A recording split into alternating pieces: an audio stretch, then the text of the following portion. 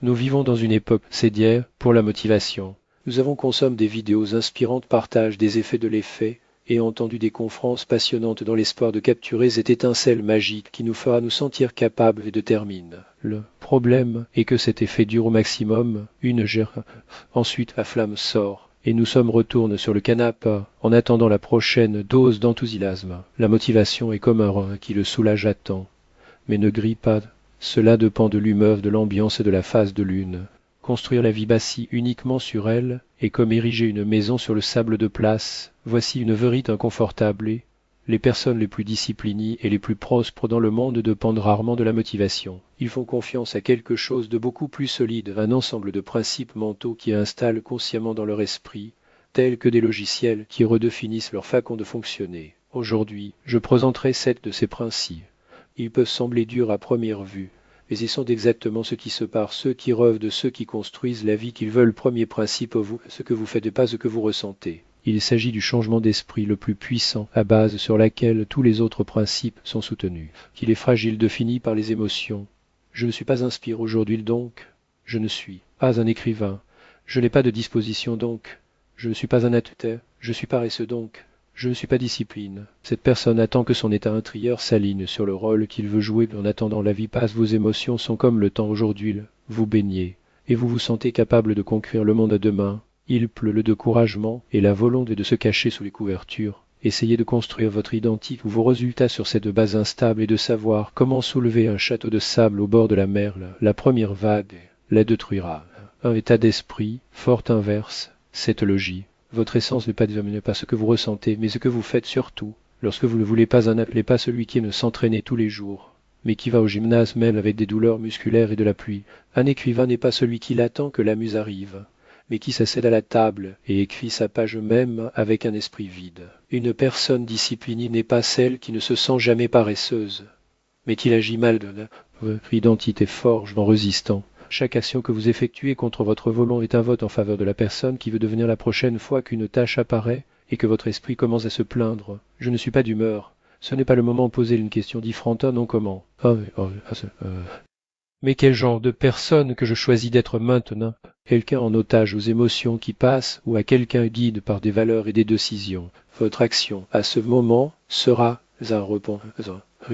Vous agissez plus. Votre nouvelle identité deviendra solide, vous, plus esclave de l'humour, et devenez l'architecte du caractère lui-même. Votre confiance n'est pas d'un éclair d'inspiration, mais d'un fait prouve. Vous êtes quelqu'un qui fait ce que vous avez décidé de faire. Deuxième principe, l'action est le carburant, pas le résultat. Il y a un piège mental dans lequel nous tombons tous les jours. Nous pensons que la motivation devrait venir en premier, comme une première poussée qui nous mènera à l'action. Nous avons été attendant l'arrivée de l'énergie, comme si nous attendions un bus à l'arrêt seul. Le bus ne peut jamais apparaître. Nous avons donc perdu des heures et des jours dans l'inertie, justifiance. Je ne suis tout simplement pas motive. Nous pensons que la motivation est la cause et l'action la conséquence. Mais ceux qui l'obtiennent vraiment des résultats savent que l'ordre est inverse. Imaginez votre esprit comme un moteur puissant, mais froid. La motivation n'est pas le carburant du réservoir. C'est la chaleur que le moteur génère lorsqu'elle est déjà en service. Pour l'allumer, cependant, il est nécessaire de donner la première et la plus difficile de dans la clé, et cela tourne l'action. Motivation déplacée uniquement par un volant. La physique et la psychologie confirment un objet au repos a tendance à rester au repos. Le plus grand effort est nécessaire précisément pour sortir de l'inertie. Mais une fois en mouvement, l'inertie fonctionne en votre faveur. Ce principe révolutionne les règles du jeu. Votre mission n'est pas de trouver la motivation pour s'entraîner, mais de mettre le tennis et de quitter la maison. Il n'attend pas l'inspiration pour rédiger un rapport. Mais ouvrez le document et tapez la première ligne. Il n'attend pas une humeur pour ranger la pièce, mais prendre une assiette et la laver. Essayez la règle des 2 minutes de marée. N'importe quel goudron va pendant seulement 2 minutes. Tout le monde peut résister à 2 minutes. Mais la magie est lasse. Cette petite étape initiale est ce qui relie le moteur. Ce succès minimum envoie un signal au cerveau. Je peux, je fais. Ce signe est la pure motivation de l'action. N'attendant pas ce principe, vous transforme d'un consommateur passif d'inspiration en un générateur actif de votre propre énergie. Vous arrêtez d'attendre quelque chose ou quelqu'un pour vous propulser et prendre le contrôle en faisant tourner la queue seule. Troisième principe, la discipline et la liberté, pas la prison. Dans notre culture, le mot discipline a un poids négatif. Nous l'associons à des routines militaires, aux obligations ennuyeuses, à une cage qui nous empêche de profiter de la vie. Hubert de fait ce que nous comprenons bien lorsque nous comprenons bien. En fait,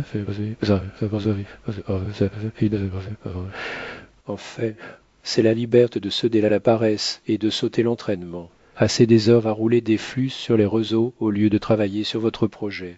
Manger de la mauvaise nourriture pour une impulsion momentanée. Ce n'est pas bête, c'est une prise de... Vous n'êtes pas libre. C'est un esclave de ses caprices, ses désirs passants, ses mauvaises habitudes. La vraie liberté est autre chose. Il a un corps sain qui l'obéit à ses commandes et vous permet de vivre pleinement. Il s'agit de l'indépendance financière, de ne pas être en otage à un emploi qui déteste. C'est avoir des connaissances et des compétences qui élargissent vos choix. Et cette liberté ne tombe pas du ciel. Il est construit, outil pour le construire et à dissiper. Discipline n'est pas une punition, c'est un choix conscient. C'est dire non au plaisir immédiat au nom d'un plus grand objectif.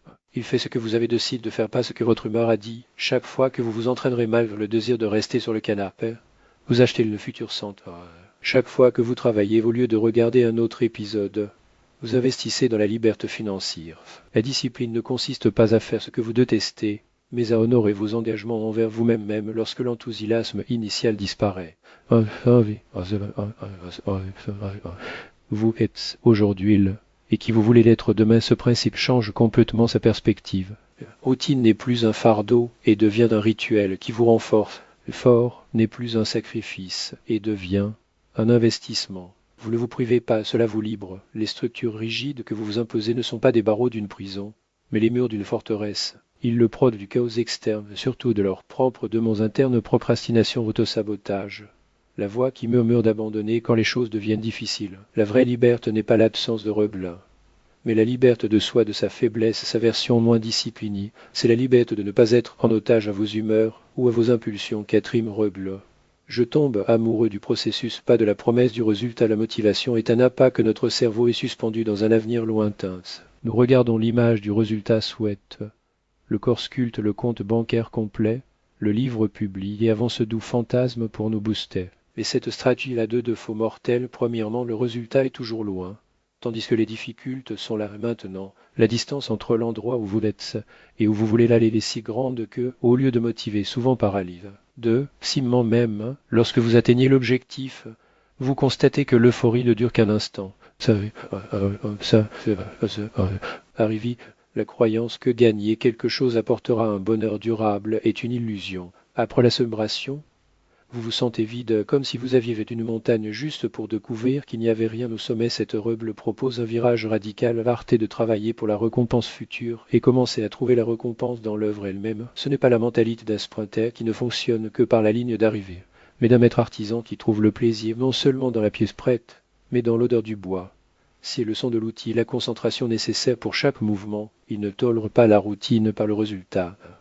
Il aime la routine, transformer le répétitif en rituel, l'effort en art. Lorsque vous adoptez cet état d'esprit, votre vie change radicalement. Vous arrêtez de mesurer vos journées juste pour ce que vous avez accompli et les mesurer par la qualité de l'effort appli. Une bonne journée n'est pas celle dans laquelle il a reçu des compliments ou atteint l'étape importante, mais celle en qui il travaille avec le nez et le dévouement total, même lorsqu'il était ennuyeux, difficile ou invisible. Son sucre n'est plus reporte à un jour. Vous réussissez tout comme vous plongez le processus, cela le rend à l'abri des évaluations et des échecs externes. Même s'il un projet se passe mal, vous saurez qu'il a extrait le plaisir et la croissance du voyage. Votre récompense n'est pas un prix annuel, mais une monnaie quotidienne que vous déposez dans le compte de votre propre développement. Cinquième rebelle, je n'ai pas le choix, il s'agit de la rebelle la plus implacable et aussi la plus efficace pour des résultats extraordinaires. Il ne s'applique pas à toutes les tâches, mais à ceux ou deux qui définissent leur avenir. La motivation présuppose toujours une option. Suis-je assez motivé pour faire cas? Cette question ouvre déjà la porte pour doute, pour une négociation interne avec sa propre paresse. Votre esprit commence à faire des excuses. Peut-être que demain est moins fatigué. Sans pas condition. Dialogue mental consomme votre volon avant même de commencer. Je n'ai pas le choix. Élimine cette conversation l'inter. Vous prenez décision qu'une seule fois, il n'essaiera pas d'arrêter de fumer, vous êtes une personne non fumeur. Point final. Vous ne vous entraînerez pas pour terminer la petite, ou vous le terminera. Cette tâche n'est plus une option dans le menu et devient aussi automatique que la respiration, aussi non négociable que de prendre soin d'un enfant. Vous sortez toutes les alternatives de la table. Lorsque son esprit n'a d'autre moyen que d'agir, et l'art de deux pensées de l'énergie en redisant les dirige toutes les ressources pour résoudre la tâche. C'est difficile avec la partie faible de vous-même. Mais c'est ainsi que les plus grands sauts de la vie se produisent, Sidim. Soit je gagne, soit j'apprends. Il n'y a pas de troisième option. C'est son principal antidote contre le plus grand tueur de motivation, la peur de l'échec. La plupart des gens sont confrontés à n'importe quel défi en tant que jeu de deux résultats, la victoire ou la défaite, le sus ou l'échec.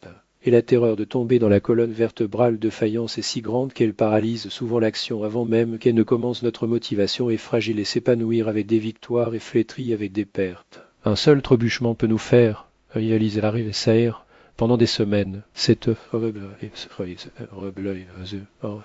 Vous grattez le mot de faïence de votre vocabulaire et le remplacez par la leçon. Maintenant, chaque action de votre action n'a que deux résultats possibles. Soit vous obtenez ce que vous vouliez, victoire, soit par une expérience et des commentaires et des données qui vous rendront plus intelligente et plus forte pour la prochaine tentative apprentissage. Vous ne pouvez plus perdre. Chaque résultat est avancé. Cet état d'esprit vous transforme en scientifique du laboratoire de la vie elle-même. Un chercheur de l'expérience n'a pas confirmé les hypothèses. S'il considère-t-il un échec? Non. Il a obtenu des informations précieuses qui ont réduit la voie à la bonne réponse. De même, chaque erreur n'est pas un verdict de votre talent, mais un fait précieux sur ce qu'il ne faut pas faire. Cela veut invulnérable, audacieux. Allez, à sa croissance de faculté exponentielle, septime rebelle. L'inconfort d'aujourd'hui est le prix du succès de demain. Notre cerveau est programmé biologiquement pour chercher des récompenses immédiates et éviter tout inconfort. C'était un mécanisme de survie pour nos ancêtres, mais aujourd'hui, il est devenu notre pire ennemi. La personne faible est en otage de cette impulsion choisit le canapé au lieu de la race et de la restauration rapide plutôt que des aliments sains de la distraction au lieu d'apprendre. Elle vit tourne à l'avenir récoltant, maintenant des plaisirs. Bon marche à payer plus tard les détaux d'un trait élève sous la forme d'une sente affaiblie d'opportunités manquées et de regrets. Cette rebelle vous oblige à devenir un investisseur, pas un consommateur. Vous voyez l'inconfort, non pas comme une punition à éviter, mais comme une devise de paiement pour l'avenir que vous voulez. Chaque fois qu'il est obligé de faire quelque chose de difficile, il fait l'un de peau la brûlure dans les muscles pendant l'entraînement. C'est le taux de force et de sang effort mental et ennui lors de l'apprentissage d'une nouvelle compétence. C'est le coût du domaine et de l'élévation professionnelle, inconfort et peur lors d'une conversation difficile. C'est le prix des relations plus honnêtes et solides. Lorsque vous adoptez cet état d'esprit, votre perception de l'effort se transforme. Il commence à ressentir une profonde satisfaction en surmontant la résistance. Musculaire brûlé et pense. C'est ma force qui poue. Enfin, et l'esprit grince face à un problème complexe et comprend. Je construis de nouvelles connexions neuronales. L'inconfort n'est plus un ennemi et devient votre entraîneur, signe que vous êtes sur la bonne voie. La vie facturera votre facture de toute façon. La question, préférez-vous payer de petits versements quotidiens de discipline ou sur une facture unique et écrasante, appelez regret à la fin du voyage arté d'attendre la bonne humeur. Motivation est tonale et succule, et malheureux. Votre système, vos systèmes sont de l'âme qui se battra pour vous, quel que soit le climat émotionnel. Choisissez l'une des 7 mentalités dont vous avez le plus besoin en ce moment. Allumez-le sur l'écran d'accueil de votre téléphone. Reptez-le tous les matins comme un mantra. Installez ce nouveau logiciel dans votre esprit et observez votre vie commencer à vous reconfigurer avec ou sans motivation. Si vous êtes prêt à modifier l'attente de l'action, corrigez cette décision. Il ne s'agit pas de goût ou de commentaires, mais de l'engagement que vous vous assumez. Le changement commence lorsque vous choisissez un état d'esprit et faites partie de votre code interne. Veste est une conséquence. Lequel avez-vous besoin aujourd'hui? Celui qui vous emmènera de l'intention à l'exécution.